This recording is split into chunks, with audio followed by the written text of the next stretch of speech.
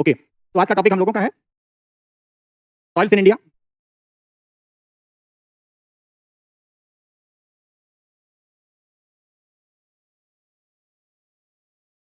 भारत में मृदाएं। तो बात आती है कि जो सॉइल में हम लोगों को एक बेसिकली मोटा आइडिया होना चाहिए क्या क्या पढ़ना होता है। सॉइल है क्या, ये इससे बनी है, और सॉइल प्रोफाइल और इंडिया में कौन कौन सी सॉइल्स हैं, इतनी चीजें हम लोगों को देखनी है। एक तो सॉइल क्या है उसका परिचय, इससे बनी है जिसे हम संगठन कहते हैं, और सॉइल प्रोफाइल मृदा संस्तर, फिर उसके बाद भारत की मृदाएं। ये बहुत ही सिंपल टॉपिक है लेकिन इंपॉर्टेंट टॉपिक है। तो सॉइल्स की अगर हम इंट्रोडक्शन की बात करें, सॉइल क्या है, कहीं भी किसी जगह पर लैंडस्केप है जो भी हमें दिखाई देता है भूदृश्य, the top layer of landscape which can sustain the vegetation it's soil. Soil वही है जहां भी भूदृश्य वनस्पतियों को धारण कर ले। क्या होती है soil? This is the top layer of the landscape, top layer of landscape which can sustain the vegetation it's soil. जैसे यहां ये कोई एक लैंडस्केप है, अब इसकी जो सबसे ऊपरी लेयर है, this is the top layer, ये अगर वेजिटेशन को, ग्रासेस, श्रब्स या ट्रीज को सस्टेन कर सकती है, दैट इज द सॉइल, इसे हम सॉइल कहते हैं। कहने का मतलब ये हो गया कि no single blade of the grass can be grown और सस्टेन विदाउट द सॉइल। बिना मृदा के घास का एक तिनका भी नहीं धारण किया जा सकता है प्रकृति के द्वारा। यहां तक कि जो तालाब वगैरह हैं, जो एक्वेटिक लाइफ है, वो भी, जैसे यहां हमने कह दिया ये तालाब है, कोई पॉन्ड है, तो इस पॉन्ड में भी यहीं से पानी रिसता हुआ सब में जमा होता है। पानी के साथ साथ इसमें ऑर्गेनिक और इनऑर्गेनिक मैटर भी होते हैं। तो ये अगर कोई पॉन्ड है, पॉन्ड में कैसी लाइफ होगी? एक्वेटिक लाइफ होगी, जलीय जीवन होगा। तो ये लिख रखा है, even the aquatic life also obtains the nutrients from the soils. यहां से ये न्यूट्रिएंट्स या जलधाराओं के साथ ये पानी की धाराएं हैं, इसको लेकर के यहां पहुंचा देती है। तो यहां क्या शामिल हो जाएगा इसमें? न्यूट्रिएंट्स। और इन्हीं न्यूट्रिएंट्स का यूज यहाँ की एक्वेटिक लाइफ करती है, जलीय जीवन करता है। तो जलीय जीवन भी, यानी एक तरीके से नेचर में अगर जीवन का कोई एक सबसे मजबूत अधिवास है, सबसे स्ट्रॉन्ग हैबिटेट है, that is the soil. Soil है क्या? तो soil is the fine mixture of abiotic यानी नॉन लिविंग चीजें भी होती हैं इसमें, एंड बायोटिक यानी लिविंग मैटर भी होते हैं। Soil is the fine mixture of living and non living matter.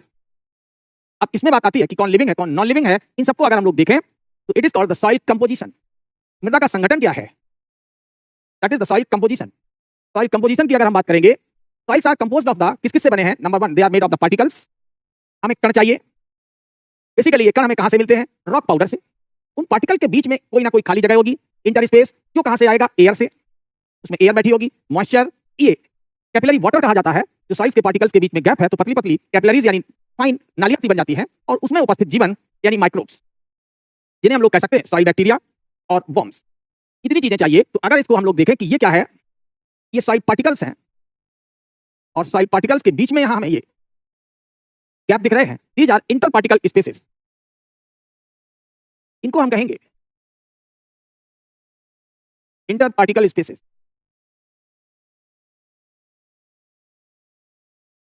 ये क्या है? सब सॉइल पार्टिकल्स हैं। ये मृदा के कण हैं। इस इंटर पार्टिकल स्पेस में कौन मौजूद है? तो इसे हम कह सकते हैं एयर। और इस एयर में कौन मौजूद होगा? तो हम लोग कहेंगे वाटर। और वाटर यानी एयर और मॉइस्चर एक साथ मिल गए तो inter particle spaces contains the air, और इसी में और क्या रहेगा? मॉइस्चर यानी नमी, इससे कि जो प्लांट रूट्स हैं वो अगर पहुंचे यहां तो इनको ऑक्सीजन भी मिल जाए और इनको पानी भी मिल जाए। इसीलिए इंटर पार्टिकल स्पेस होना बहुत जरूरी है। सॉइल पार्टिकल्स हमें कहां से मिले? ये रॉक से मिले।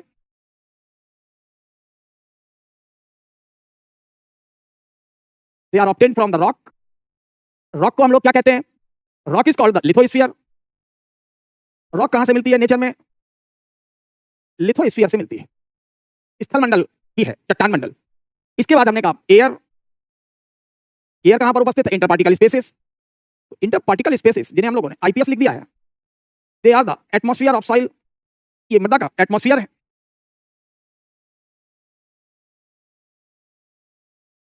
ये एटमॉस्फेयर का हिस्सा है सॉइल के अंदर। तो जो सॉइल मॉइस्चर है, जो नमी है इसी स्पेस में, that is the soil hydrosphere. उसे हम मृदा का जल मंडल कह देंगे। और जो सॉइल माइक्रोब्स हैं, छोटे जीव, ये सॉइल बायोस्फीयर हो गया।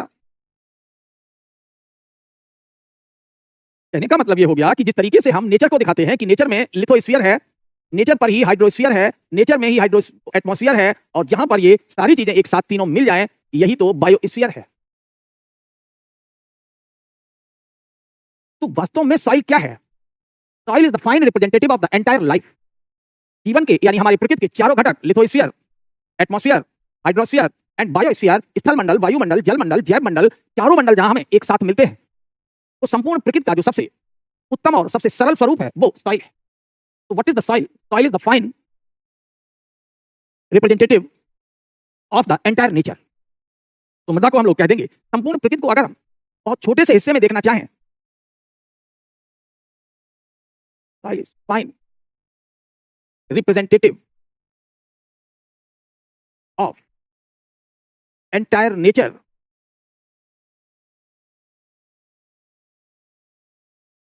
Eight earth. तो पृथ्वी पर जो प्रकृति व्याप्त है, उस विशाल विहंगम प्रकृति को अगर हम कहीं सूक्ष्म रूप में एक साथ अनुभव करना चाहें तो दैट इज द सॉइल। ये junction point of all spheres, not the biosphere only. Soil is the junction point of all spheres. Bio is also present over there, वहां पर बायोस्फीयर भी उपस्थित है। क्लियर? अब हम लोग बात करें तो सॉइल में जो सबसे इंपॉर्टेंट चीज है वो है सॉइल पार्टिकल्स। सॉइल पार्टिकल्स हमें दो तरीके के मिल सकते हैं। जैसे हमने कहा कि ये कोई एक रॉक है, अपनी जगह ये टूट फूट गई, टूटी फूटी रॉक में छोटे बड़े हर तरह के पार्टिकल्स होंगे, यहां छोटे भी होंगे, बड़े भी होंगे। ये और जो टॉप लेयर है, यहां पर केवल महीन पार्टिकल्स हैं जो इसी रॉक के टूटने से बने हैं। This is the parent rock. और पेरेंट रॉक ही अपनी जगह पर टूट गई, और अपनी जगह पर किसी चीज का टूटना क्या कहा जाता है? वेदरिंग। तो या तो वेदरिंग के द्वारा ये टूट फूट से ये पार्टिकल्स बन जाते हैं, तो these are the weathered rock material और द सॉइल मटेरियल। ये वेदर्ड हो गए। अगर हमने कहा कि ये कोई प्लेन एरिया है और इस प्लेन एरिया पर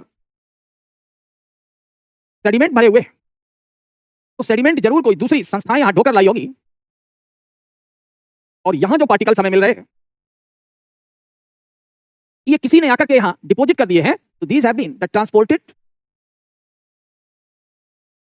एंड डिपॉजिटेड। तो ये तो अपने स्थान पर ही बने हैं, ये दूसरे स्थान पर बने हैं। अब अगर इनको किसी ने तो डिपॉजिटेड बाय, तो किसने डिपॉजिट किया होगा? Transporting agencies. इन्हें परिवहन संस्थाएं जमा करती है। मान लो अगर कोई परिवहन संस्था वाटर है, तो then there would be the alluvial soil. अगर ट्रांसपोर्टिंग एजेंसी विंड है, तो it would be known as the aeolian soil. Aeolian soil में हम लोग जिसका नाम सुनते हैं लोयस, और ये जो यहां हम लोग सुनते हैं क्ले, सैंडी, लोम, ये सभी किस प्रकार की सॉइल्स हैं? एलुवियल। तो जो जल जिसको ढोकर जमा कर दे, तो वो ये सभी जल के द्वारा ढोकर जमा की गई हैं, जलोढ़ मृदाएं। और अगर वायु ने जमा की है तो इन्हें बातोड़ मृदाएं कहेंगे। और अगर इनको ग्लेशियर्स ने जमा किया है तो फिर इन्हें ग्लेशियल सॉइल्स। ग्लेशियर्स जिन पार्टिकल को जमा करते हैं दे आर कॉल्ड टिल। तो विंड जब फाइन पार्टिकल को जमा करे, fine particles by wind are the loess, fine particles by glaciers are called the till, and fine particles by the river they are clay, sand and loam etcetera. इतने तरह की मृदाएं हमें कौन कौन, क्ले, लोयस, टिल, सब किस category में मिलेंगी? They all belongs to the deposited soil particles. ये हमेशा जमा किए गए मृदा कणों पर मिलेंगे। लेकिन अगर वेदर्ड मटेरियल है तो पेरेंट रॉक कैसी हो सकती है? तो पेरेंट रॉक में भी either the acidic and the basic. अगर पेरेंट रॉक एसिडिक है तो इस पर बनेगी रेड एंड येलो और लेटेराइट सॉइल। और अगर ये बेसिक है तो कौन से बनते हैं? रेगुर सॉइल। तो बेसिक का एग्जांपल हो गया regular soils oblique the black soils of India. जबकि एसिडिक सॉइल्स पर अगर हम बात करेंगे तो हमें क्या मिलेंगे? लेटेराइट, रेड एंड येलो, लाल और पीली मृदाएं। तो हम लोगों ने कई तरह के सॉइल्स को पढ़ लिया है। अभी सॉइल में सिर्फ एक चीज हमने डिस्कस की, सॉइल पार्टिकल्स, मृदा के कण। सॉइल पार्टिकल्स के आधार पर तो सॉइल क्या क्या करती है? Soil particles determine the pH of the soil, colour of the soil and texture of the soil. अब बात आती है कि what is the pH of soil. Soil का पीएच, तो पीएच हम लोग साइंस में पढ़ते हैं। अगर पीएच वैल्यू कम है तो एसिडिक है, पीएच वैल्यू 7 से ज्यादा है तो ये बेसिक यानी क्षारीय मिट्टी कही जाती है। तो सॉइल का पीएच किस पर डिपेंड करता है? नहीं, लोयस जो होते हैं विंड बनाते हैं, लेकिन कहां पर विंड बना पाएगी लोयस को? तो डेजर्ट में इन फाइन पार्टिकल्स को चिपकने के लिए नमी चाहिए। क्या चाहिए? नमी। अभी बताएंगे आपको लोयस पर। और नमी कहां होगी डेजर्ट में? जहां भी कोई भी झील है, जैसे प्लाया लेक्स है, प्लाया झीलें कही जाती है, तो शुष्क क्षेत्रों में जहां प्लाया झीलें होती हैं उनके आसपास थोड़ा मॉइस्चर बना रहता है और वहां ये चिपक जाते हैं। इसलिए बहुत कंप्लीटली अगर ड्राई होगा तो वहां केवल डेजर्ट और सैंडी सॉइल होगी, वहां पर लोयस नहीं होगा। क्लियर? ये है। तो यहां आप लोगों ने पीएच को जैसे बता ही दिया कि क्या है ये, कि किसी सॉइल क्या एक बढ़िया सा सॉल्यूशन है। तो अभी हम लोग अब एक एक चीज को यहां पर थोड़ा साइंस के हिसाब से देख लें, जिससे कि हमेशा याद रहे। तो यहां जरा देखें हम लोग सबसे पहले सॉइल पार्टिकल्स। तो सॉइल पार्टिकल का सोर्स क्या है? तो source of soil particle is the rock.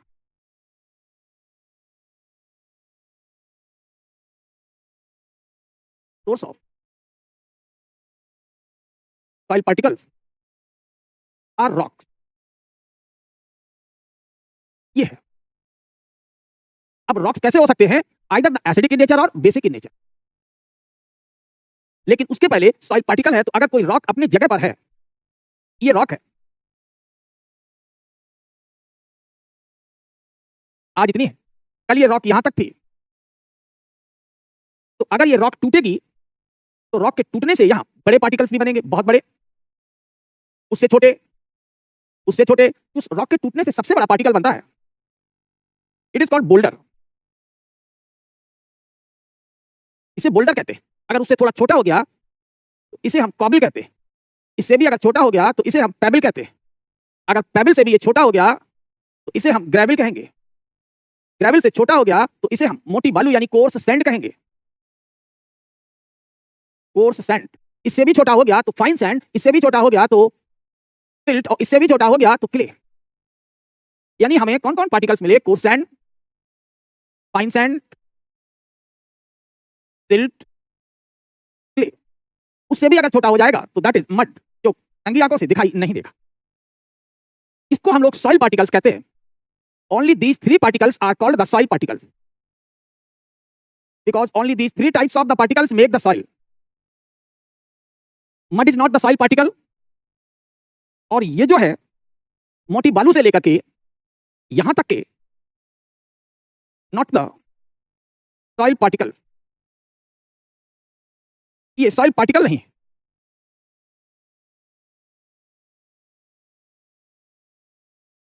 ये सॉइल पार्टिकल्स नहीं होते। सॉइल पार्टिकल सिर्फ 3 होते हैं।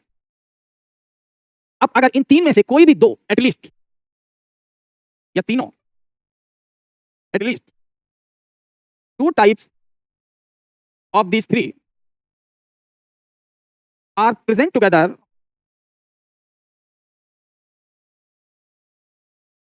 तब जो सॉइल बनती है, बहुत फेमस सॉइल है, दिस इज कॉल्ड लोम। और लोम के बहुत सारे कॉम्बिनेशन हो सकते हैं। तो at least the 2 types of these 3 are present together, then the soil is called loam soil. अगर एक्सेस है किसकी? फाइन सैंड की, तो फाइन सैंड के बदौलत जो सॉइल बनेगी सैंडी। अगर सिल्ट बहुत ज्यादा है दैट इज सिल्टी। अगर क्ले बहुत ज्यादा है दैट इज क्लेई। बहुत सिंपल चैप्टर है, but mud is not the part. केवल अगर मड उपस्थित है तो मड के उपस्थित होने से कभी भी सॉइल नहीं बनती। दूसरी बात, सॉइल पार्टिकल जितना बड़ा होगा शेप या साइज में, जैसे हमने कहा ये एक सॉइल पार्टिकल है, ये दूसरा सॉइल पार्टिकल है, तीसरा सॉइल पार्टिकल है, चौथा, यहां हमने सॉइल पार्टिकल्स बना लिए। सॉइल पार्टिकल साइज अगर बड़े होते हैं तो आईपीएस भी बड़े होते हैं। अगर हम सॉइल पार्टिकल्स छोटे कर लें तो आईपीएस भी छोटे होते चले जाते हैं। आईपीएस समझ रहे हैं? इंडियन पुलिस सर्विस नहीं, इंटर पार्टिकल स्पेसिस। और छोटे अगर कर देंगे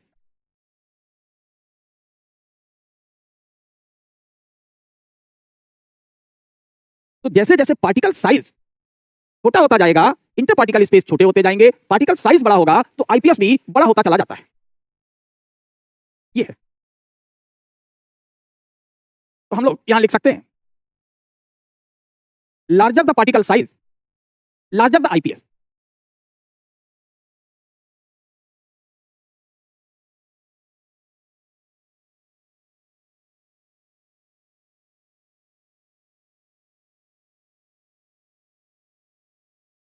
larger the inter particle space.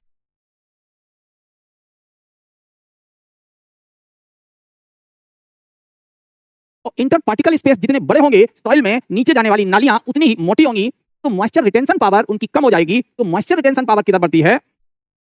Moisture retention power large particles में कम और स्मॉल पार्टिकल्स में ज्यादा होती है।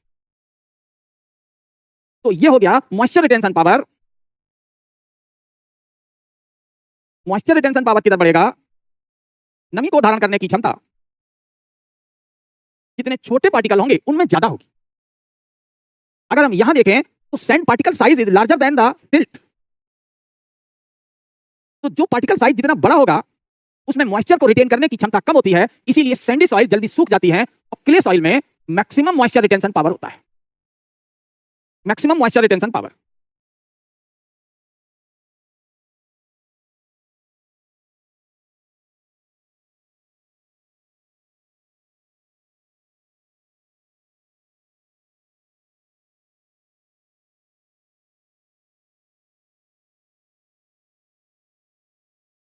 ये है। और मिनिमम हमें कहां मिलेगा? सैंडी सॉइल में। सैंडी सॉइल मींस ऐसी सॉइल जिसमें मॉइस्चर को रिटेन करने की जो क्षमता है वो कम है। Minimum moisture retention power.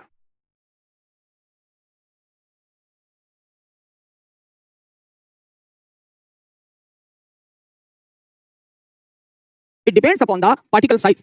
Particle size जितना बड़ा होगा तो these are the large particles. तो बड़े पार्टिकल के पास मॉइस्चर रिटेंशन पावर बहुत कम है और छोटे पार्टिकल्स के पास मॉइस्चर रिटेंशन पावर ज्यादा है। Small particle size. ये हम लोगों को ध्यान रखना है और ये सिंपल सी बातें हो गई। अब बात आती है कि सॉइल पीएच क्या है। तो जैसी रॉक होगी, अगर पेरेंट रॉक एसिडिक है तो सॉइल पीएच भी एसिडिक होगी, यानी 7 से कम होगा। और अगर रॉक बेसिक है तो सॉइल भी बेसिक होगी। Water holding capacity. Moisture retention power means water holding capacity.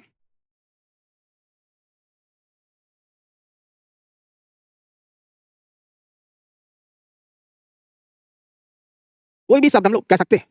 Either we can say the moisture retention power और we can say the water holding capacity. Yes, inter space particles are larger in sand than silt. Inter particle space of silt are larger than the clay.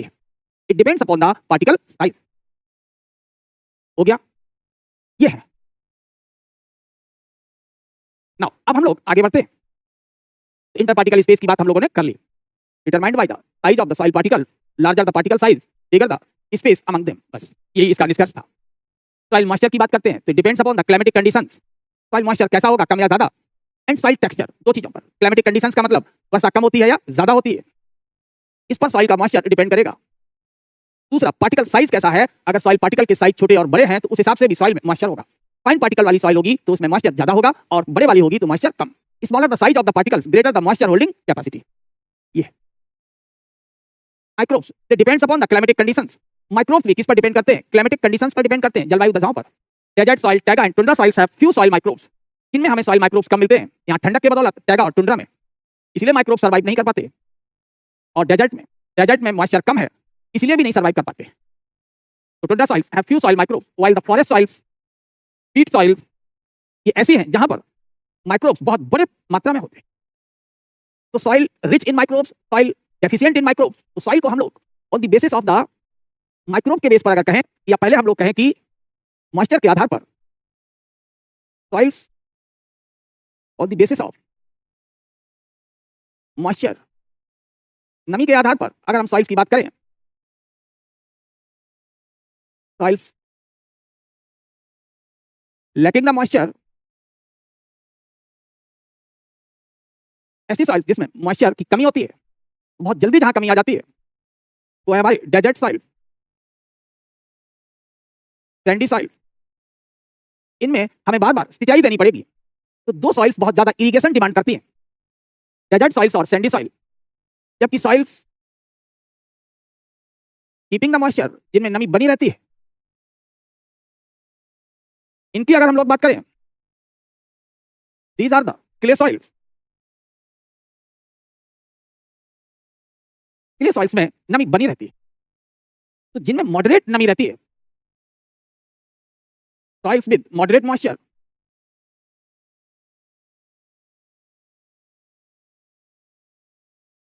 इनमें छोटे बड़े हर तरह के particles होते हैं। They are the लोम। ये लोम soils, इसीलिए लोम को ज्यादा बेहतर या उपयुक्त माना जाता है। Soils on the basis of microbes, soils on the basis of microbes. तो जीवधारियों की अगर हम लोग बात करें, आई एम फाइन, तो यहां अगर हम लोगों ने बात की तो दो यहां भी हो जाएंगे। लैकिंग द माइक्रोब्स, जिनमें माइक्रोब्स की कमी होगी। एक्सेस ऑफ द माइक्रोब्स, जिनमें माइक्रोब्स की बहुत अधिकता होगी। जिनमें माइक्रोब्स की कमी है, these are the taiga, tundra, desert soils. जिनमें एक्सेस है, जहां जल भराव रहता है, मैटर सड़ते रहते हैं, पीट, फॉरेस्ट सॉइल्स। ये तो इस बेस पर इस पूरे सारांश को हम लोग समझ सकते हैं। Yes, Terai soils have the excess of both. Terai soils keep the moisture as well as Terai soils keep the microbes. Terai soils of India are rich in the both. Bharat की जो तराई सॉइल्स हैं वो दोनों में रिच हैं।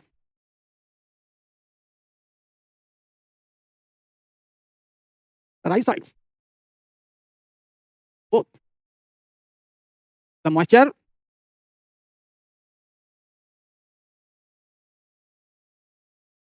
And microbes. तराई सॉइल्स में हमें दोनों चीजें मिलती है। क्लियर? तो इस तरीके से हम लोगों ने पीएच और इसके बेस पर बात कर ली। तो what is the suitable pH for the cultivation of crop? तो फसलों के उगाने के लिए कितना हमें चाहिए pH? Suitable pH for cultivation of crop कितना होता है? ये is between 6.8 to 7.8। This is the suitable pH for the crops. ये है।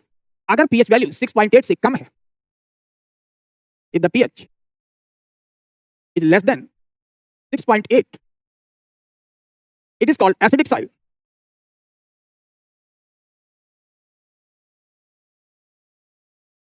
ये है। कहने का मतलब 6.8 तक जाए, इसको या ऐसे कर दें ज्यादा ठीक रहेगा, ऐसे लिखते हैं 7.0। तो 7.0 से हम इधर आ जाएं, कम कर लें, 6.8 तक चले जाएं और 7 से आगे बढ़ जाएं तो 7.8 तक चले जाएं। ये है। तो ये तो न्यूट्रल है। तो इधर की जितनी सॉइल्स हैं, 7 से इधर वाली, इन सबको हम लोग एसिडिक सॉइल्स कहते हैं। और जो इधर वाली सॉइल्स हैं, 7 से ज्यादा वाली हैं, इन्हें हम लोग बेसिक सॉइल्स कहते हैं। ये है सही इसका डिवीजन। लेकिन ऐसी सॉइल्स जहां पर 6.8 से भी डाउन हो सकता है pH, soils with pH less than 6.8, ये आपकी जो सॉइल्स हैं, दीज आर द पीट सॉइल्स, फॉरेस्ट सॉइल्स। ये द सॉइल विद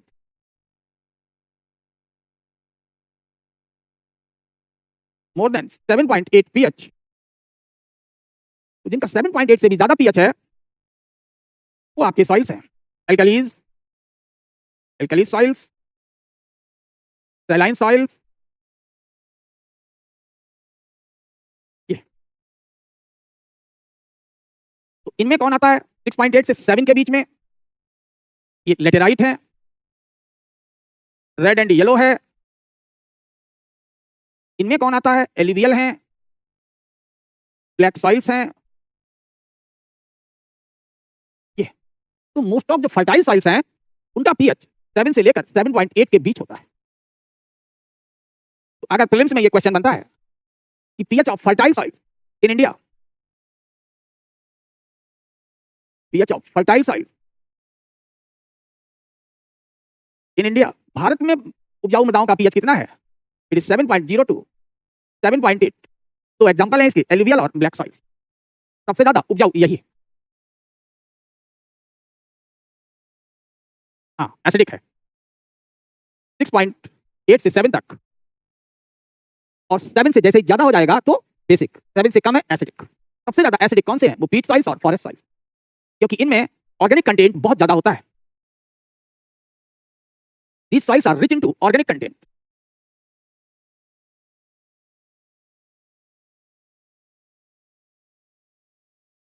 इनमें ऑर्गेनिक कंटेंट बहुत ज्यादा है।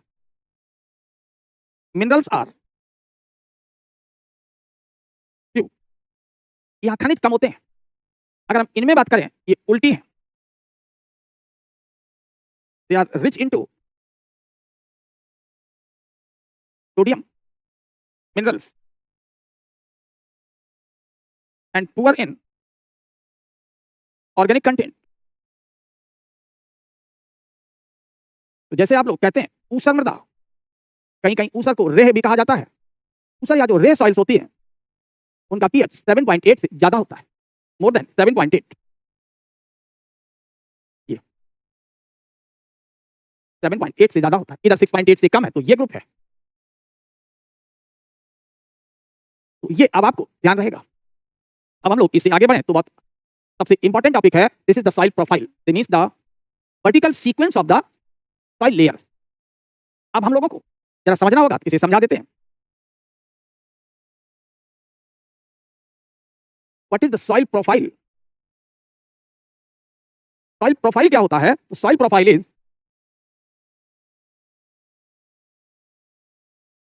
The vertical sequence of soil horizon. अब बात आती है सॉइल होराइजन क्या है?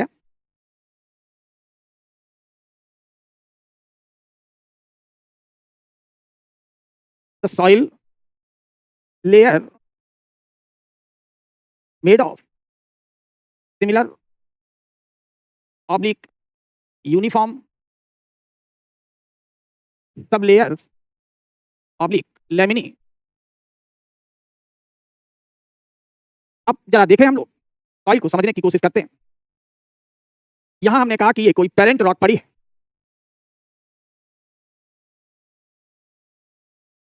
काफी नीचे, जो सॉइल को खोदने पर हमें मिलेगी।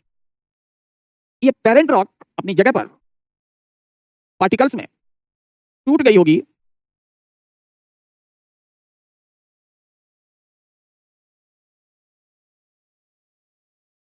छोटे बड़े हर तरह के पार्टिकल यहां बन गए होंगे।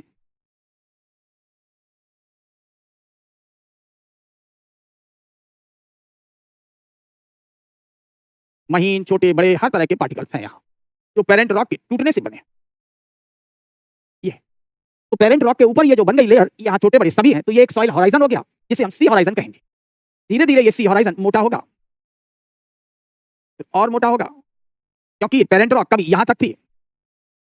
ये सबसे ऊपरी लेयर होगी बहुत थिन फाइन पार्टिकल से बनी हुई, कॉल्ड ओ होराइजन। ये ओ होराइजन के नीचे जो होगा, दिस इज ए होराइजन, और उसके नीचे होगा बी होराइजन, और this is called C horizon. A B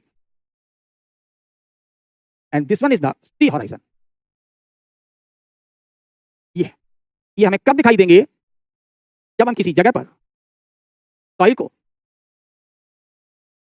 तरीके से 3D ब्लॉक के रूप में कट कर लें, तभी हमें होराइजन नजर आएगा। और ये जो होराइजन का ऊपर से नीचे की ओर जो क्रम है, ओ से लेके सी तक, this is called soil profile. तो vertical sequence of the soil horizons. अब यहां अगर ये ए है, तो ए में सारे होराइजन्स जो होंगे वो ये जितनी इसकी लेयर्स होंगी अंदर वाली, कलर में, कंपोजिशन में, सबकी सब एक जैसी होंगी। इसीलिए ये सारी सब लेयर्स या लैमिनी मिलकर के एक होराइजन बनाते हैं। के बाद हमने कहा कि ये अगर बी होराइजन है, तो यहां से कलर चेंज हो गया होगा, यहां के जो कंपोजिशन है वो बदल गई होगी।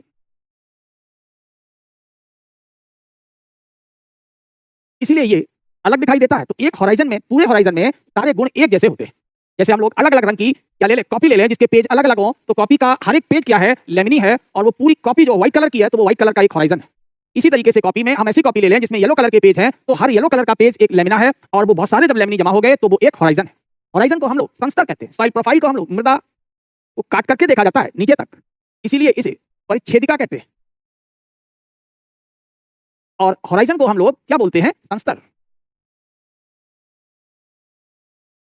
ये है तो ओ संस्तर से लेकर के सी संस्तर तक कॉमनली मृदाओं में ये मोस्ट कॉमन हॉराइजन्स होते हैं। कभी कभार कुछ मृदाएं जो काफी मैच्योर हो जाती है उनमें ए और बी के बीच में एक और हॉराइजन डेवलप करता है। This is called E horizon. ये प्री में बहुत पूछा जाता है, ई संस्तर या हॉराइजन किसके बीच होता है, तो E horizon exist between A and B. अब इसी डायग्राम से आप और भी क्वेश्चंस कर सकते हैं, जैसे प्लांट रूट की जो सेल्स होती हैं, जो क्रॉप प्लांट है, जो छोटे छोटे पौधे हैं वो यहीं तक रहते हैं। ये क्रॉप प्लांट की जो रूट होती है वो ए हॉराइजन तक जाती है, लेकिन जो ट्री होते हैं उनकी रूट्स काफी गहराई तक जाती है, यहां तक कि सी तक भी फैल जाते हैं।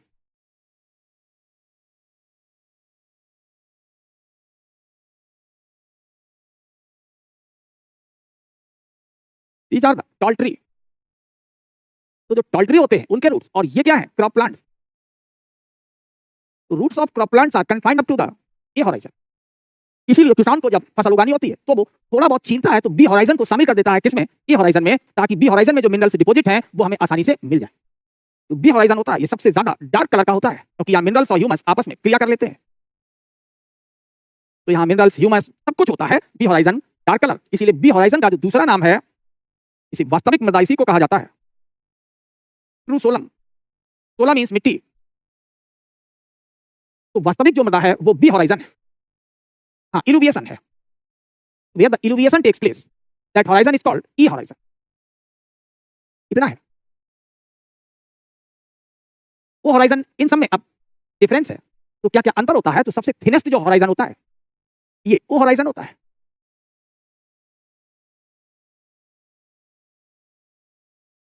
लेकिन ओ हॉराइजन पीट सॉइल में और फॉरेस्ट सॉइल में बहुत मोटा होता है।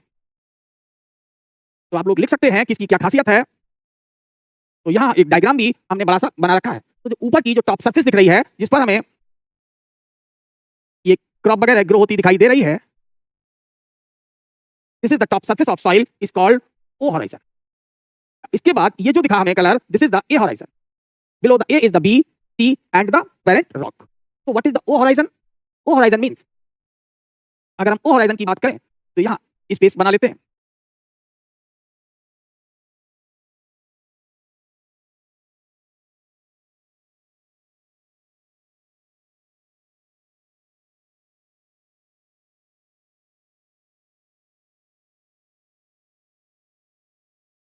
This is the topmost horizon, O horizon. ये सबसे ऊपरी हॉराइजन होता है। यहाँ पर जो सॉइल पार्टिकल्स होते हैं वो अनकंसोलिडेटेड होते हैं, आपस में कम चिपके या जुड़े होते हैं। Soil particles are unconsolidated.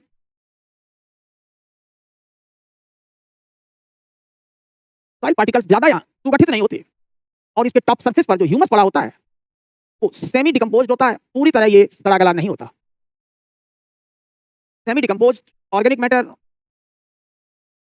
ये विशेषताएं हो गई ए हॉराइजन की, सॉरी ओ हॉराइजन की। अब बात आती है ए हॉराइजन में क्या होगा। तो अब यहाँ चीजें ए हॉराइजन में थोड़ी बदल जाएंगी। Fully decomposed organic matter,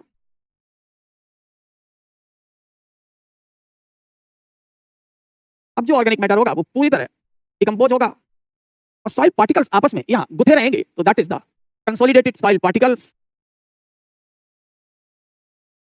soil particles यहाँ कंसोलिडेटेड होंगे, this is the A horizon. B में क्या होगा, it is more compact horizon, क्योंकि इसके ऊपर ए हॉराइजन लदा रहता है, तो ए हॉराइजन के भाग के कारण ये थोड़ा कॉम्पैक्ट होता है। इसी में सॉइल कलर यानी सॉइल पिगमेंट्स आर फाउंड, यही मिट्टी को रंग देते हैं।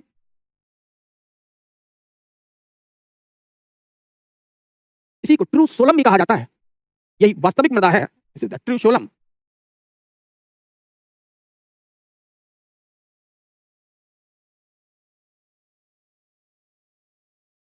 ये वास्तविक मृदा है, ट्रू सोलम है, सबसे ज्यादा डार्क कलर यही होते हैं।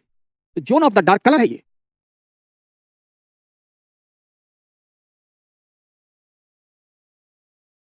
Zone of dark colour B horizon. अभी किसके बने होंगे? फाइन पार्टिकल्स के। और फाइन पार्टिकल्स में मॉइस्चर को होल्ड करने की कैपेसिटी होती है। फाइन पार्टिकल्स में है आपके फाइन सैंड, सिल्ट और क्ले। अगर ये नहीं है तो सॉइल नहीं होगी, अभी बताया था। अब हो गया आपका सी हॉराइजन। तो सी हॉराइजन में नो ह्यूमस, या कोई ह्यूमस नहीं होगा। Only soil particles are found. Soil particles of various size are found.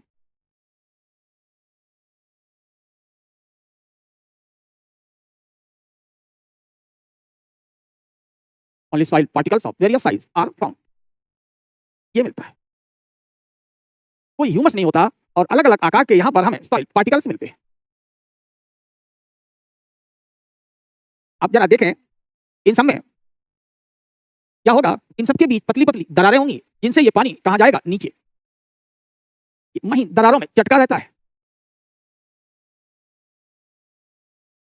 ऊपर भी होंगी ऐसे, वहीं दरारें होती हैं। इन्हीं को कैपिलरीज ऑफ द सॉइल कहा जाता है। जैसे धागे जैसे पतली नालियां, सॉइल कैपिलरीज। तो जो सॉइल मॉइस्चर है वो इन्हीं में रहता है, सॉइल कैपिलरीज में, इंटर पार्टिकल स्पेसेस में। तो इंटर पार्टिकल स्पेसेस मिलकर के टेढ़ी मेढ़ी कैपिलरी बनाते हैं। अब एक जनरल सा कंसेप्ट है कि how do the soil is formed, कैसे मृदा बनती है। इसको देख लें। ये है मान लो कोई एक रॉक ब्लॉक, और इस पर अभी केवल टॉप सरफेस पर ही वेदरिंग हुई है। तो ये क्या बना हुआ है? This is the parent rock. और पेरेंट रॉक के ऊपर ये कौन सा हॉराइजन बन गया यहां? This is the C horizon. ये अब सी हॉराइजन के ऊपर अगर डेड ऑर्गेनिक मैटर, घास फूस ये उगना शुरू कर देते हैं तो यहां सबसे टॉप पर ओ बन जाएगा। ओ के नीचे ये धीरे धीरे टूटता हुआ ये सी बन गया है, और ये पड़ी हुई है पेरेंट रॉक। कुछ समय पश्चात यही पेरेंट रॉक और टूट जाएगी, और इसके ऊपर यहां ये हमें वही सी दिखाई देगा, और सी के ऊपर हमें अब ये ओ दिखाई दे रहा था, लेकिन ओ का ज्यादातर भाग ए में बदल जाएगा। ये जब ज्यादा मोटा हो जाएगा तो ये ओ है, ओ के नीचे ये ए है, और ये यहां पर अब पेरेंट रॉक इतनी रह गई, ये यहां सी रह गया। ए का अधिकांश भाग मिनरल वगैरह डिपॉजिट करके ये सब बी में बदल गया। ये सॉइल पिगमेंट वाला लेयर बी बन गया, और बी के ऊपर ये कंसोलिडेटेड लेयर है, ए है, और जो अनकंसोलिडेटेड है वो सी है। अब आप बहुत आसानी से देख सकते हैं पेरेंट रॉक पर सी हॉराइजन, सी हॉराइजन पर कौन बन गया? ओ, ओ के नीचे सी, फिर क्या बना? देखो ओ, ओ के नीचे ए, ऑलरेडी सी था ही, और अब ये क्या है? O, this is A, this is B, this is the C and parent rock. धीरे धीरे पेरेंट रॉक पर इसका विकास हो गया। This is called the soil development.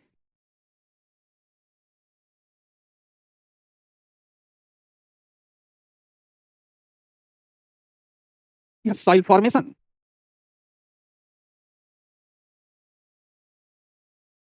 इस पर डिपेंड करता है। तो soil is the function of geological, environmental, biological factors in a time T. दूसरी भाषा में हम कहेंगे तो ये थोड़ा रशियन फार्मूला है, तो अमेरिकन फार्मूला हो जाता है soil is the function of climate, organism, relief, parent rock and time. तो कुछ लोग कहते हैं soil is the function of clorpt, कुछ लोग कहते हैं soil is the function of the gel. Capillary water इस पर डिपेंड करता है कि वर्षामान कितना है। अगर वर्षामान कम है तो कैपिलरी वाटर केवल टॉप पर रहेगा, ओ और ए में मिलेगा, लेकिन वर्षामान अगर ज्यादा होगा तो कैपिलरी वाटर सी तक रहेगा। सभी मृदाओं में समान गहराई तक मॉइस्चर नहीं होता, इसीलिए सॉइल जो होती है वो किसी एक पर नहीं है। ये क्या है? आगे क्या बढ़ रहा है? टाइम। जैसे जैसे सॉइल बढ़ती जाएगी, ये टाइम है। तो इस तरह की जो सॉइल्स होती हैं जिसमें ओ, ए और सी मिलता है, इन्हें हम यंग सॉइल्स कहते हैं। अब ये धीरे धीरे मैच्योर होने लगेंगे। तो ये कैसी सॉइल्स हैं? सॉइल्स इन द बिगनिंग, यहां से सॉइल का निर्माण शुरू हुआ।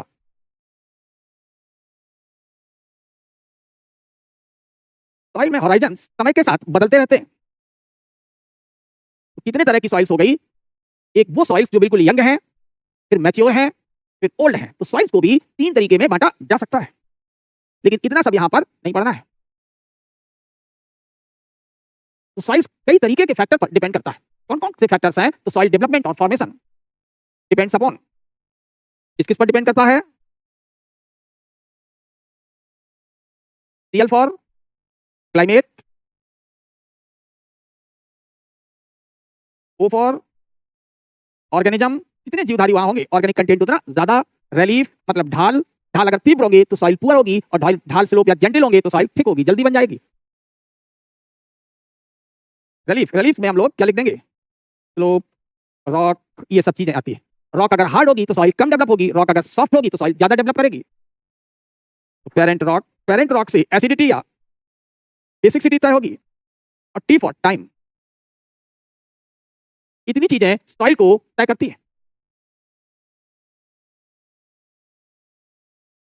तो हर जगह पर सॉइल समान नहीं होती। सॉइल जलवायु विविधता के कारण, क्लाइमेटिक डिफरेंसेस के कारण, लोप के कारण, पेरेंट रॉक के कारण हमें अलग अलग मिलती है। अब हम लोग जरा इंडिया के बारे में सोचें। तो अब हम लोग इंडियन सॉइल्स के बारे में बात करें तो इंडिया का ये जो हिस्सा है जिसे हम पेनिनसुलर इंडिया कहते हैं, प्रायद्वीप। पेनिनसुलर इंडिया किसका बना हुआ है? रॉक का। प्राइमरी रॉक्स कौन कौन सी वो रही होंगी? तो हम लोग कहेंगे कैम्ब्रियन रॉक्स। तो जहां जहां हमें प्री कैम्ब्रियन रॉक्स मिलेंगे, तो प्री कैम्ब्रियन रॉक्स के एरिया, ये वेस्टर्न घाट में कुछ चोटियां ऐसे ये दिखते हैं। ईस्टर्न घाट, यहाँ चले जाए मेघालय वगैरह, छोटा नागपुर प्लेट्यू वगैरह, बस्तर वगैरह, ये सब हमारी प्री कैम्ब्रियन रॉक्स हो गई। प्री कैम्ब्रियन रॉक्स में जहां पर बाद में बेसाल्टिक लावा फैल गया, वहां डक्कन प्लेट्यू बन गया। ये बना लिया हमने लावा कवर। तो अगर हम लोग अपनी पेनिनसुलर रॉक की बात करें,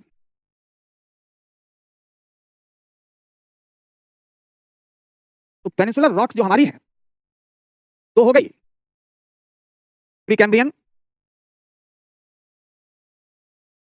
दूसरी बनी क्रिटेशियस काल की यानी मीसोजोइक। ये सभी कैसी हैं? एसिडिक। तो ये कैसी हैं? बेसिक, क्योंकि ये बेसाल्टिक लावा के जमने से बनी है। तो जब एसिडिक रॉक पर ये काम शुरू हुआ तो जाकर के कौन सी सॉइल्स बन गई? तो अगर पेरेंट रॉक एसिडिक है तो ये लेटराइट या रेड एंड येलो सॉइल्स बनते हैं। अगर ये बेसाल्टिक है तो रेगुलर सॉइल बनेगी। यही समझना था। तो अगर प्री कैम्ब्रियन रॉक्स हैं वो एसिडिक थी, इसलिए इनसे हमें कौन सी सॉइल्स मिली? लेटराइट, रेड एंड येलो,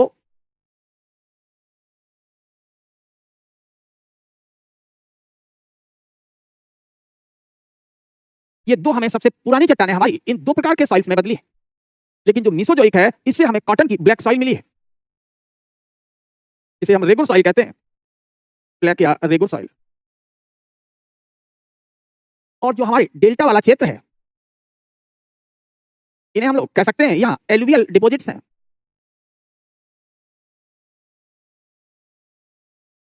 तो pre Cambrian soil, Mesozoic soils.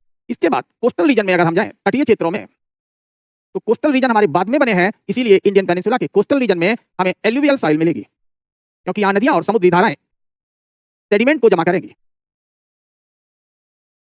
ये पेनिनसुलर रॉक्स और पेनिनसुलर रॉक के साथ यहाँ की सॉइल्स हैं। तो कौन कौन सी हमें सॉइल्स मिली इंडियन पेनिनसुला पर? सबसे पुरानी चट्टानों पर laterite, red and yellow soils, और बेसाल्टिक चट्टानों पर ये सॉइल्स ब्लैक या रेगुलर सॉइल, और समुद्र तटों पर एलुवियल सॉइल्स। यहाँ जलभराव रहता है तो जलभराव के कारण यहाँ हमें पीट सॉइल मिलती है, पीट या मार्सी सॉइल। तो यहाँ सुंदरबन डेल्टा वगैरह में भी हमें पीट या मार्सी सॉइल्स दिखाई देगी। ये ध्यान रखना है, इन सब में हमें रेड एंड येलो सॉइल्स मिलेंगे। जितने ये एरिया है इनमें हमें रेड एंड येलो सॉइल्स दिखाई देंगे। और इनके बीच बीच में ये कौन से सॉइल्स दिख रहे हैं? अब आप समझ गए होंगे these are the laterite soils. Map पर भी हमने आपको दिखा दिया है laterite soils, western Ghat, eastern Ghat, और ये जो बचा ये area, this is the region of the black soil. ये ब्लैक सॉइल का क्षेत्र है।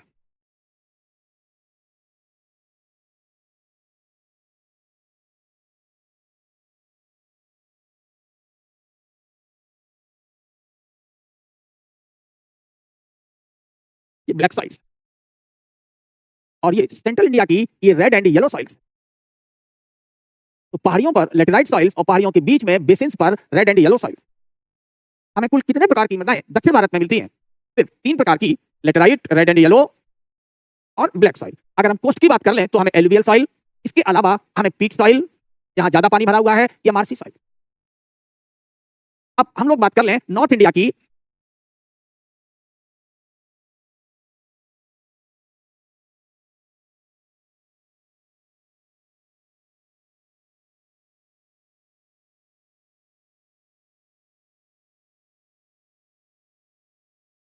जब नॉर्थ इंडिया में बात करी तो नॉर्थ इंडिया में जो सबसे ज्यादा सॉइल दिखाई देगी वो माउंटेनियस सॉइल्स होंगे।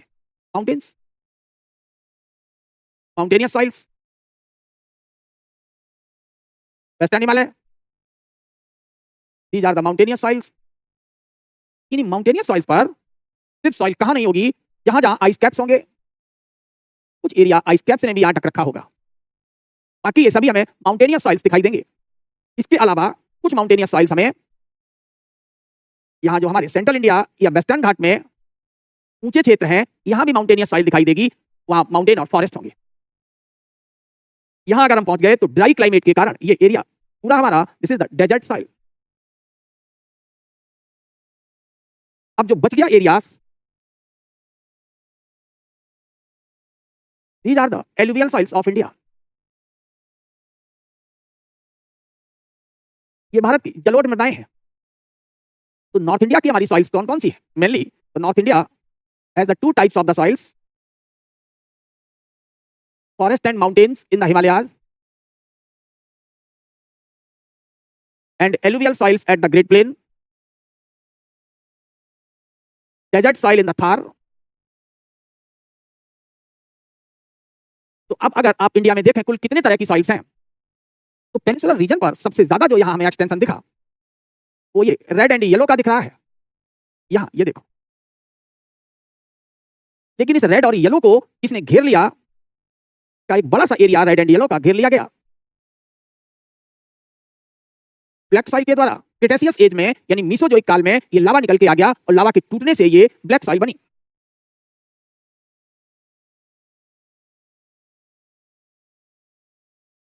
यानी सारी सॉइल इंडिया में एक साथ नहीं बन गई। इसके अलावा अगर देखा जाए तो जितनी ऊंची पहाड़ियां हैं उन सब पर हमें लेटेराइट सॉइल मिलती है। तो we can have the laterite soil ज्यादातर एरिया में जहां जहां पहाड़ियां हैं। ये ईस्टर्न घाट का, वेस्टर्न घाट में इधर इसने ढक लिया, लेकिन जहां लावा ने नहीं ढका है ये सब हो गए। और बीच बीच में जो हमने येलो और ये दिखा दिया ये लाइनें, तो ये किसको शो कर रहे हैं? रेड एंड येलो सॉइल्स को। अब यहां कौन सा बचा, तो इसे आप अपना नाम दे देंगे। यहां दलदल बनता है, run of Kutch, this is called पीट सॉइल।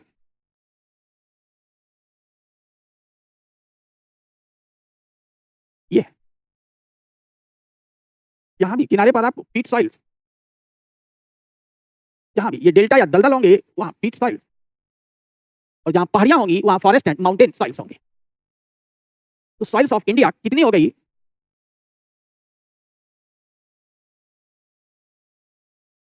तो जो सबसे बड़ा एरिया है इंडिया में सॉइल्स का, this is the alluvial soil,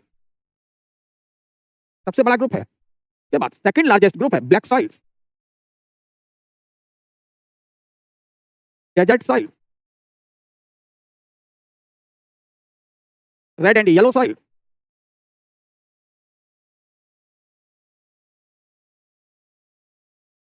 laterite soil, mountain and forest soil, पर्वतों पर ही वन बचे हैं, पीट सॉइल्स, पीट या मग, इन्हें बग सॉइल्स भी कहते हैं, पीट और बग सॉइल्स। कुल कितने तरह के सॉइल्स हैं? Major groups. हाँ, अगर सॉइल कटेगी तो जाकर के जहां सेडिमेंट डिपॉजिट होंगे वहां सेडिमेंट जमा होंगे और सेडिमेंट के जमा होने से सेडिमेंट्री रॉक बनती है। अब हम लोगों ने ये एक कंटेंट या ये इसको आपने तैयार कर लिया, इसके बाद हम लोग अपने नोट्स तैयार करते जाते हैं। तो एक ग्रुप लिया सॉइल टाइप, यहाँ एरिया रीजन्स, तो कौन सा सॉइल टाइप लिया हमने? अगर एलुवियल सॉइल्स लिए, कौन से? एलुवियल, जिन्हें हम लोग जलोढ़ मृदा भी कहते हैं। तो जल ढोके बनाएगा तो इनके एरियाज और कलर की अगर हम बात करें तो ये करीब 45% एरिया ऑफ द इंडिया पर ये फैले हुए हैं। कौन? सबसे लार्जेस्ट सॉइल ग्रुप जो इंडिया में है, this is the alluvial soil. Great plain इसका एरिया है। तो एलुवियल सॉइल्स हमें कहां कहां मिलते हैं? देश का 45% एरिया एलुवियल सॉइल के कब्जे में है। ये लाइट ग्रे से लेकर एस ग्रे तक के होते हैं, यानी धूसर कलर के होते हैं। इनके जो रीजन्स हैं, जो एरिया है, वो ग्रेट प्लेन या कोस्टल प्लेन, इन्हें खादर और बांगर के नाम से भी गंगा वैली में जानते हैं। खादर और बांगर के नाम से इन्हें अपर और मिडिल गंगा वैली में जाना जाता है। तो खादर बांगर एलुवियल सॉइल का ही प्रकार है। इनकी अपनी क्या विशेषताएं हैं, कैरेक्टरिस्टिक्स क्या क्या हैं? ये पोटास में रिच होते हैं, लेकिन इनमें कहीं बालू ज्यादा है, कहीं क्ले ज्यादा है, तो कहीं सिल्ट ज्यादा है। तो they vary in the texture from sandy to loam to clay. तो ये sandy soil, clay soil, loam soils, कई तरीके में इन्हें बांटा जा सकता है। इसमें जो सबसे बड़ी कमी होती है एलुवियल सॉइल्स में, वो है एफिशिएंट इन फास्फोरस। इसलिए इन पर अच्छी फसल उगाने के लिए किसान डीएपी का यूज करता है, डाई अमोनियम फॉस्फेट, जिससे नाइट्रोजन भी मिलता है, साथ साथ में फास्फोरस की कमी भी पूरी होती है। तो हम लोगों ने एक एलुवियल सॉइल से रिलेटेड जो प्रीलिम्स में पूछा जा सकता है, इस चार्ट से काम कर लेंगे। अब बचता है ब्लैक सॉइल या रेगो सॉइल या कॉटन सॉइल जिन्हें कहा जाता है। ये देश के लगभग 16% एरिया पर है। ये हल्के काले रंग से लाइट ब्लैक से लेकर के डार्क ब्लैक हो सकते हैं, या कभी कभार लाल के साथ भी मिक्स हो सकते हैं, मिक्स विद रेड कलर। ये सभी ब्लैक सॉइल्स की विशेषताएं हैं। ये सभी यहाँ एलुवियल सॉइल्स की विशेषताएं हैं। नीचे तक कहाँ मिलता है? तो ब्लैक सॉइल का जो सबसे बड़ा रीजन है, this is the Deccan plateaus. ये दक्कन के पठारों पर मिलते हैं, जो महाराष्ट्र, कर्नाटक, गुजरात, मध्य प्रदेश, तेलंगाना, आंध्र और तमिलनाडु में बटी हुई है। ये किसमें संपन्न होते हैं? तो they are rich into iron और लाइम यानी चूना में, मैग्नीशियम में, यानी इनमें मिनरल्स खूब है, एल्यूमिना भी है, पोटास भी है। और महीन कणों से, चट्टानों के लगातार टूटने से ये महीन कणों में टूट गई है, और महीन कणों पे जब पानी गिरता है तो ये फूल जाती है, स्वॉलन करती है, जिससे सॉइल के अंदर एयर पहुंच जाती है। और जुताई क्यों की जाती है? ताकि सॉइल के अंदर एयर पहुंच जाए। इसलिए इन्हें स्वयं जुती हुई मृदा, सेल्फ प्लफिंग सॉइल कहते हैं। ये मृदा पानी पड़ने से स्वयं जुत जाती है। बाकी अन्य मृदाएं जितनी होती हैं, उनपे अगर पानी पड़ जाए तो वो सॉइल ज्यादा सख्त हो जाती है, लेकिन ये जो ब्लैक सॉइल है, वर्षा होने पर बहुत सॉफ्ट हो जाती है, जैसे इसकी जुताई कर दी गई हो। इसलिए स्वयं जुती हुई मृदा कहा जाता है, राइट। लेकिन इनमें किसकी कमी होती है? फास्फोरस की, नाइट्रोजन की। Humus is present but in small amount. इसमें ह्यूमस होता है लेकिन कम मात्रा में, इसलिए नाइट्रोजन की भी खाद यहाँ डालनी पड़ती है। तो यहाँ भी अगर आपको खेती करनी है तो डीएपी यहाँ भी लगेगी, di ammonium phosphate. Red and yellow soils ये लगभग 10% इंडिया पर है। वेदरिंग ऑफ क्रिस्टलाइन रॉक से बने हैं बहुत पुराने जमाने में। जितनी पेनिसुलर वैलीज हैं मेघालय में, तमिलनाडु में, तो ऊपरी हिस्से में ये इनफर्टाइल होती हैं और निचले हिस्से में ये फर्टाइल होते हैं, क्योंकि निचले हिस्से में ये महीन कणों से बनी होती है। ऊपरी हिस्से में मोटे कण और घाटी के निचले हिस्से में महीन कण होते हैं, इसलिए रेड एंड येलो थोड़ी फर्टाइल हो जाती है ऊपरी हिस्से में ये। लेकिन इनमें बालू की मात्रा और एल्यूमिनस की मात्रा यानी एल्यूमिनियम की मात्रा ज्यादा होती है। लेकिन इनमें चूना, मैग्नीशिया, फास्फोरस, इन सब की कमी है, इसलिए ये हल्के एसिडिक हैं। इसलिए इनमें जो हमें डालना पड़ेगा वो बहुत ज्यादा क्या, लाइम वगैरह का यूज करना पड़ता है, और फर्टिलाइजर भी डालने पड़ते हैं, क्योंकि ये सॉइल बहुत ज्यादा उपजाऊ नहीं है। ऐसे ही हम लोग अब इनको बहुत आसानी से समझ जाएंगे। फॉरेस्ट और माउंटेन सॉइल्स पर्वतों पर मिलेंगे। इनके पास मात्र इतना एरिया है, 600 मीटर से जहां भी ऊंचा क्षेत्र है सब जगह पर हमें फॉरेस्ट एंड माउंटेन सॉइल्स मिलते हैं। इनमें ह्यूमस काफी होता है, तो ये चाय और कॉफी की बागानी के लिए, मसाले के लिए और फलों की बागानी के लिए उपयुक्त हैं। लेकिन इनमें पोटास, फास्फोरस और चूना मिलाना पड़ता है। ऐसे ही लेटराइट में भी यही है। तो लेटराइट शब्द मिस्टर बुकानन ने 1810 में यूज किया था। ये भारत के 7.5% एरिया पर है। तो सारे प्लेट्यू पर मिलते हैं हमें, ऊंची भूमियों पर, सिवाय ब्लैक डक्कन के। ये आयरन में रिच है, मैग्नीशियम कम में, लेकिन इनमें ह्यूमस की कमी होती है, इसलिए ये भी फसल के लिए बहुत उपयुक्त नहीं। ये ड्राई है, एरिड है, 4% पर है भारत के। यहाँ वर्षामान 50 सेंटीमीटर से कम है। इन पर एओलियन सैंड भी मिल सकती है, अल्कली, कैल्शियम कार्बोनेट, और इनमें ह्यूमस और नमी की कमी होती है। तो ये खास खास फीचर आप लोग खुद ही गैस कर सकते हैं आसानी से। तो ये हमारे सॉइल टाइप्स हो गए। ऐसे ही ऊसर मिट्टी बचती है, इसे हम लोग ऊसर भी कहते हैं। ये इतने एरिया पर है, कहाँ कहाँ, या तो समुद्र तट पर या जमीन के अंदर। इनका पीएच मान हाई होता है, ह्यूमस की कमी होती है। इन्हें कारी अथवा पीट या मार्सी सॉइल्स कहते हैं। इनके एरिया बहुत छोटे हैं, कच्छ में, डेल्टा रीजन्स में हाई ऑर्गेनिक कंटेंट है, इनका लो पीएच है। सारी चीजें आप लोगों को नोट्स मिल जाएंगे, और इन पर जो भी आपकी क्वेरी है वो आप कर सकते हैं। तो कल का जो टॉपिक होगा हम लोग मिनरल्स करेंगे। प्रीलिम्स के लिए इतने पॉइंट काफी है, मेंस में इसकी एक्सप्लेनेशन की जरूरत होती है। तो for today it is over and thank you.